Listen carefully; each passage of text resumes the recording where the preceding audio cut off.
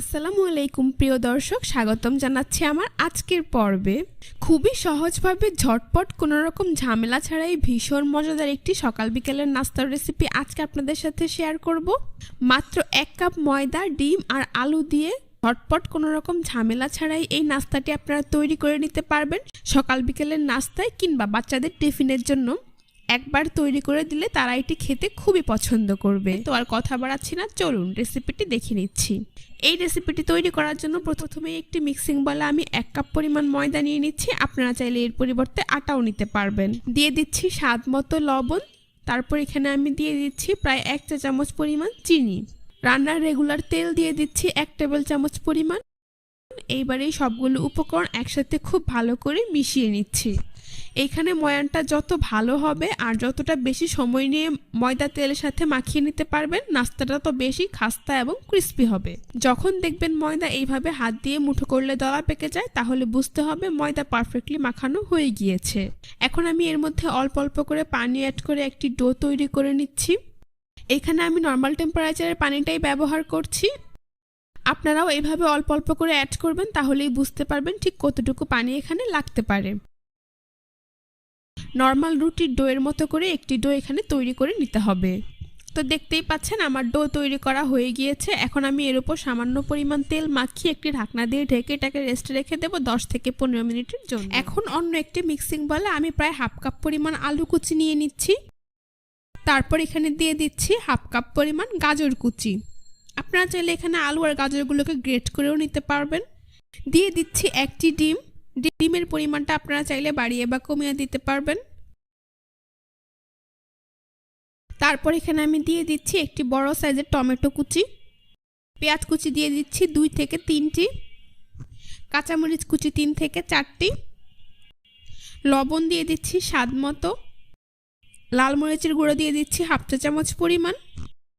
ভাজা জিরার গুঁড়ো দিয়ে দিচ্ছি 1/2 চা চামচ পরিমাণ। ধনিয়ার গুঁড়ো 1/2 চা চামচ পরিমাণ।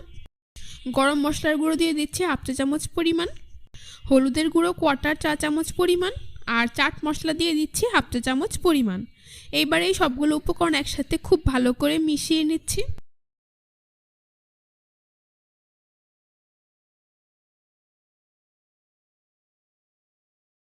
দেখতেই পাচ্ছেন আমার সবগুলো উপকরণ খুব ভালো করে মেশানো হয়ে গিয়েছে। তারপর চুলায় একটি প্যান বসিয়ে তাতে প্রায় 2 টেবিল চামচ পরিমাণ রান্নার রেগুলার তেল দিয়ে দিচ্ছি। তেল কিছুটা গরম হয়ে গেলে এখন আমি এর মধ্যে ডিম, আলু আর গাজরের মিশ্রণটা দিয়ে দিচ্ছি। ডিম সবজি দেওয়া হয়ে গেলে সাথে সাথে এগুলোকে নেড়ে চেড়ে দিতে হবে যাতে ডিমটা দলা পেকে না যায়। তো সবকিছু একসাথে খুব ভালো করে মেশানো হয়ে গেলে এখন চুলার আঁচ মিডিয়াম টু লোতে দিয়ে একটি ঢাকনা দিয়ে ঢেকে রেখে দেব যতক্ষণ পর্যন্ত না সবজি সেদ্ধ হয়ে আসছে। এর মধ্যে কিছুক্ষণ পর পর ঢাকনা সরিয়ে সবজিগুলোকে নেড়ে চেড়ে দিতে হবে, এতে করে সবজিগুলো পুড়ে যাবে না আর প্যানের গায়ে লেগে যাবে না। দেখতেই পাচ্ছেন আমার সবজিগুলো কিন্তু অনেকটাই সেদ্ধ হয়ে গিয়েছে। এখন আমি এর মধ্যে অ্যাড করে দিচ্ছি প্রায় 1 টেবিল চামচ পরিমাণ সয়া সস। এই সয়া সসটাকেও আমি সবকিছুর সাথে খুব ভালো করে মিশিয়ে নিচ্ছি। তো এইভাবে আরও কিছুক্ষণ নেড়ে চেড়ে সবজিগুলোকে ভেজে নেব আর ঝরঝরে করে নেব। তো দেখতেই পাচ্ছেন আমার সবজিগুলো কিন্তু রান্না করা হয়ে গিয়েছে। এখন আমি সবশেষে এর মধ্যে অ্যাড করে দিচ্ছি 1 টেবিল চামচ পরিমাণ ধনিয়া পাতা কুচি। ধনিয়া পাতাটাকেও সবকিছুর সাথে খুব ভালো করে মিশিয়ে নিচ্ছি। দেখতেই পাচ্ছেন আমরা কিন্তু ডিপ সবজিটা রান্না করা হয়ে গিয়েছে। এখন চুলা বন্ধ করে এগুলোকে ঠান্ডা করে একটি প্লেটে উঠিয়ে নেব। তো ফিরে এলাম 20 মিনিট পর। আমি ঢাকনাটা সরিয়ে নিচ্ছি। দেখতেই পাচ্ছেন আমার ডো কিন্তু আগে থেকে অনেকটাই সফট হয়ে গিয়েছে। এখন এটাকে আরও কিছুটা সময় নিয়ে মথে নিচ্ছি। তারপর একটি বোর্ডের ওপর নিয়ে এটাকে এইভাবে লম্বা রোলের মতো তৈরি করে নিচ্ছি। এইবার একটি ছুরি দিয়ে এর এক পাশ থেকে কেটে এইভাবে 7 থেকে 8টি ভাগ করে নিচ্ছি। এইখান থেকে একটি লেচি রেখে বাকিগুলোকে আমি মিক্সিং বলে নিয়ে ঢেকে রাখছি, এতে করে লেচিগুলো ড্রাই হয়ে যাবে না। এইবার এই লেচিটাকে এইভাবে গোল বলের মতো তৈরি করে নিচ্ছি। তারপর হাত দিয়ে এভাবে চেপে চ্যাপটা করে উপরে পরিমাণ মতো ময়দা ছিটিয়ে দিচ্ছি। এখন একটি বেলন দিয়ে বেলে লম্বা একটি রুটি এখানে তৈরি করে নিতে হবে। আপনারা একটু খেয়াল করলেই বুঝতে পারবেন কাজটা আমি ঠিক কিভাবে করছি। দেখতেই পাচ্ছেন অনেকটা পাতলা করে লম্বা একটি রুটি এখানে বেলে নিয়েছি। এখন এই লম্বা রুটিটার মাঝখানে তৈরি করে রাখা ডিম সবজির পুরটা দিয়ে দিচ্ছি। মোটামুটি 3 থেকে 4 চামচ পুর আমি এখানে দিয়ে দিচ্ছি। এখন রুটিটার চারপাশে আমি কিছুটা পানি লাগিয়ে নিচ্ছি, এতে করে রুটিটা সিল করতে সুবিধা হবে। তারপর রুটিটার 2 পাশ থেকে এইভাবে ভাঁজ করে দেব। আপনারা একটু খেয়াল করলেই বুঝতে পারবেন কাজটা আমি কিভাবে করছি। হাত দিয়ে খুব ভালো করে চেপে দিতে হবে যাতে নাস্তাটা ভাজার সময় খুলে না যায়। তারপর রুটিটার 2 পাশে ধরে এভাবে আলতো করে ঝাঁকিয়ে নেব, এতে করে এটা অনেকটা লম্বা হয়ে যাবে। দেখতেই পাচ্ছেন এটা কিন্তু অনেকটাই লম্বা হয়ে গিয়েছে। এখন এটাকে এক পাশ থেকে এইভাবে পেঁচিয়ে ফোল্ড করে নিচ্ছি।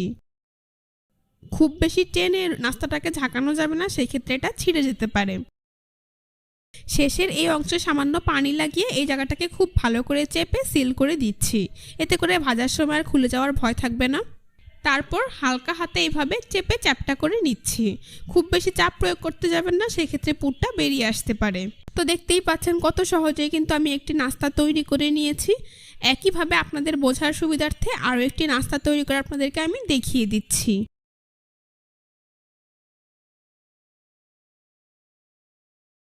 আপনারা চাইলেই কিন্তু কোনো রকম ঝামেলা ছাড়াই বিকেলের নাস্তায় কিংবা বাচ্চাদের টিফিনের জন্য এই রেসিপিটি তৈরি করে দিতে পারবেন। একবার তৈরি করলেই দেখবেন পরিবারের বড় থেকে ছোট সকলে এটি খেতে খুবই পছন্দ করবে।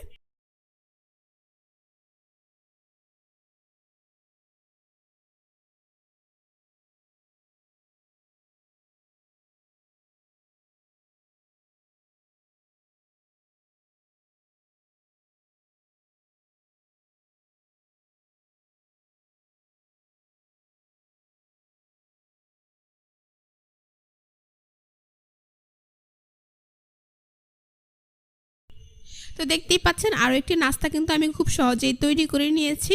এভাবে আমার সবগুলো নাস্তা তৈরি করা হয়ে গিয়েছে। এখন নাস্তাগুলোকে ভেজে নেব। সেই জন্য চুলায় একটি প্যানে প্রায় 1/4 কাপ পরিমাণ তেল দিয়ে দিয়েছি। তেল কিছুটা গরম হয়ে আসলে এখন আমি একে একে নাস্তাগুলোকে দিয়ে দিচ্ছি। চুলার আঁচ মিডিয়ামে রেখে কিছুক্ষণ পরপর নাস্তাগুলোকে উল্টে পাল্টে দিতে হবে আর গোল্ডেন ব্রাউন কালার এবং মুচমুচে করে ভেজে নিতে হবে। তো আমার নাস্তাগুলোর এক পাশ ভাজা হয়ে গিয়েছে, এখন নাস্তাগুলোকে উল্টে দিচ্ছি। এভাবে কিছুক্ষণ পরপর উল্টে পাল্টে নাস্তাগুলোকে আমি গোল্ডেন ব্রাউন কালার করে ভেজে নিয়েছি। দেখতেই পাচ্ছেন আমার নাস্তাগুলো ভাজা হয়ে গিয়েছে, খুব সুন্দর কালার চলে এসেছে। এখন এই নাস্তাগুলোকে একটা করে প্যান থেকে তুলে আমি নাস্তার প্লেটে উঠিয়ে নিচ্ছি। একইভাবে আমি বাকি নাস্তাগুলোকে প্যান থেকে তুলে প্লেটে উঠিয়ে নিচ্ছি।